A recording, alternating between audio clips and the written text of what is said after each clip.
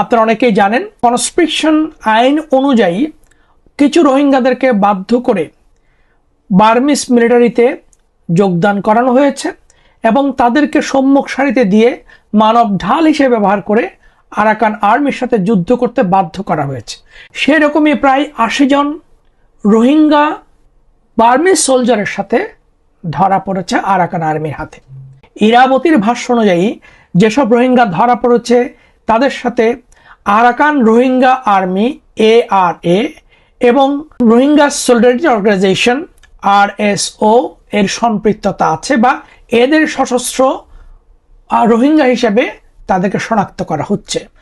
ইরাবতীর ভাষ্য অনুযায়ী Arakan Rohingya salvation আর্মির কিছু সৈন্য সেখানে ধরা পড়েছে, কিন্তু থিওরিটিক্যালি আরাকান রোহিঙ্গা সালভেশন আর্মির লোকজন আরাকান আর্মির বিরুদ্ধে লড়াই করবার কথা নয়।